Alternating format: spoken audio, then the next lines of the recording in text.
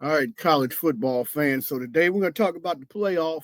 We're going to talk about the games coming up for championship week. So we're going to waste no time getting right into this.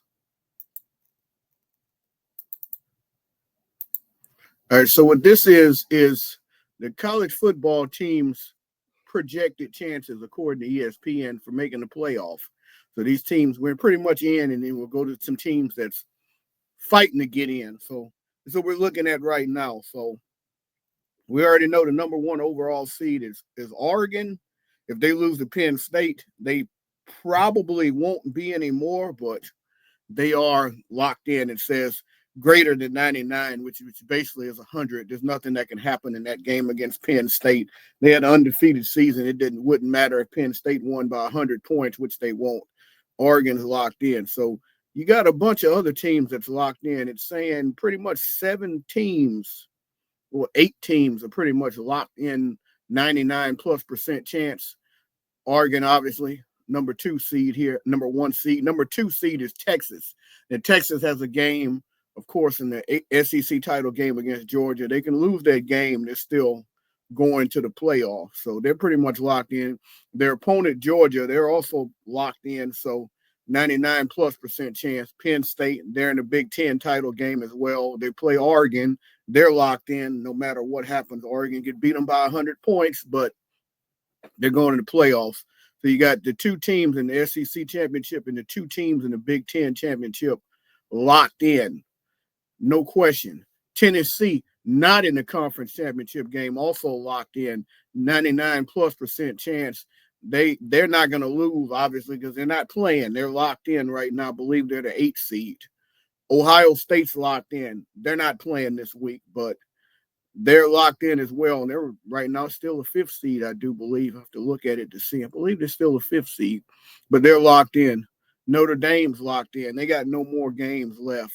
So, and then you got Indiana last. They only lost 1 game this year. That was to Ohio State. They don't play this week in the Big Ten title game, so they are locked in. So you got 8 teams locked in. So here's where the controversy happens. So we're all watching the show to see if Miami or Alabama gets the last seed. Well, you can see the percent differences are very different for getting in between Miami and Alabama. Neither one plays this week. Alabama's got an 86% chance to get in with 3 losses. As right now they are in. You don't even see Ole Miss and South Carolina on the list, and they have 3 losses. So Alabama didn't play Ole Miss this year. They did beat South Carolina in a close game at Alabama. That could have went either way, but it's controversial because South Carolina lost to both teams, and they got destroyed by Ole Miss at home. So it's like if you can't put them in over either of these teams. You especially can't put them in over Ole Miss because they got embarrassed at home. South Carolina, you might have a little gripe. You lost a close game on the road to Bama, but you got destroyed by Ole Miss, so you can't put you in over Ole Miss. You lost to both teams, so even though South Carolina is playing the best ball, they're pretty much, you could say, eliminated, and so is Ole Miss. So now you got Boise State right here with a 69% chance. So for Boise State, that 69% chance means they win the conference title game against UNLV and they're in. As simple as that. They lose that game, you go down here and you see UNLV with a 32% chance, even though the math is not math, and that's actually 101, but whatever, I didn't make up the percentages. So UNLV pulls off the upset. Obviously, UNLV's in, so they got one path in, beat Boise State. Boise State, they got one path in, beat UNLV. They're expected to beat them, so their chances is 69% compared to UNLV's chances being 32 because they're the favorite. SMU has a 68% chance. They have a path and a half, I would say, towards getting in the playoff. A path and a half. What I mean by that is they beat Clemson. They're 100% in, clinched. They lose to Clemson. It becomes a debate between them and Alabama. And that's why Alabama doesn't have a 99% chance. They have 86, which is still high. So there is a chance, a 14% chance that if Clemson beats SMU still gets in and Alabama gets knocked out. Now, Iowa State championship game of the Big 12, 55% chance. Arizona State, 45% chance. Pretty simple scenario. Whoever wins that game is in.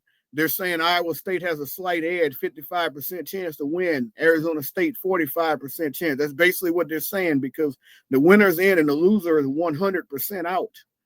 And then back down to Clemson. They're giving them a 46% chance to make it. Their entire chance is based off of them beating SMU, because they cannot get an at-large bid with another loss. So they have to beat SMU, period. They give them a really good chance if they give them a 46% chance to beat SMU. So the SMU, like I said, they win, they're in. They lose, it's going to be them or Bama. It'll probably be Bama, but still alive. And then you go all the way down here and you see a 1% chance for the Miami Hurricanes. Now, this is something that's been in question a lot. A lot of people have been upset about this. And this is the thing. I want Miami in there over Alabama. No doubt about it. I don't like Alabama. Love to see the U back. But the U, Miami Hurricanes, you can't lose 2 of your last 3 games to a Syracuse team that came in unranked, now ranked at the bottom of the poll, and a Georgia Tech team that's unranked as well. And when you play a schedule, when you have 0 wins against the top 25, so you got no wins against the top 25, you have less room for error. Alabama beat 3 top 25 teams plus LSU, who is not a top 25 team, but basically is. So Alabama beat 2 teams that's basically 100% in the playoff. When we're talking about Georgia is absolutely 100% in the playoff. But South Carolina's not in the playoff, but South Carolina's a hell of a team. So South Carolina's right outside of the playoff. They beat Missouri. Missouri's a top 25 team. LSU, of course, dominant in LSU. So Alabama's got 4 really good wins. Miami's got some wins against some teams that are okay, teams like Duke, but Duke's their best win at 9-3. When you don't have the schedule where you have great opponents on it, you have less leeway to lose. And I know a lot of people are on conspiracy theory about it, and I get it. Committee wants Alabama in there. I certainly don't want them in there. I can't stand Alabama, but you have to really look at the resume, and you have to understand when your schedule is weaker, you have less room to lose these games. You lose these games with a weaker schedule, you know, you're going to get punished a lot more than a team that has a tougher schedule, even if they lose 1 more game. So that's something that people have to understand when they do these things. And some people, they don't really understand it. So let me see if their actual brackets are here. I don't think the actual brackets are here. I know Oregon's a 1, so Oregon, Texas gets a bye. Penn State must slide in at 5 because they can't get a bye because they're in the Big Ten. So Notre Dame's the same. They'd slide in at 6. So Texas and Georgia would slide in at 7. And Tennessee would slide in at 8. So the 4 byes will go to the top conference champions right now, which would be Oregon, first bye, Texas, second bye. Right now, SMU would be the 3rd bye. The 4th bye would be Boise State. So Ohio State is actually not 5. I think I said that earlier. So right now, Penn State is 5. Notre Dame is 6. Georgia 7. Tennessee 8. But Tennessee and Ohio State would actually play in the 8-9. So then you go down and you got Alabama gets in right here. They get the nod at number 11. South Carolina, Arizona State. Ole Miss is actually 15. That's really low. I didn't think Ole Miss was that low. They're actually below Miami. So 0 chance for them. They're actually below South Carolina, even though they beat the tar out of South Carolina in their stadium. That's actually surprising to me. I actually thought that Ole Miss was rated higher. Look at the bottom of the poll. Syracuse just jumped in after the Miami win. Memphis just jumped in after beating Tulane, who dropped out. Army, Colorado back into the poll after dropping out. Lost their opportunity to the conference title game. Illinois is there. Missouri. UNLV's 19 with a big opportunity to make the playoffs if they beat Boise State. BYU, Clemson. All right, now let's look at the games for this week, the conference title games. I wanted to get this video out tonight because there's two conference title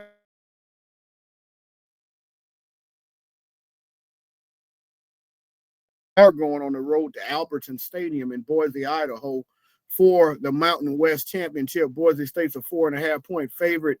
You got to bet Boise State here because, you know, they got Ashton Jeanty, the man with 2,288 yards and 28 touchdowns, a Heisman finalist, probably going to be number 2.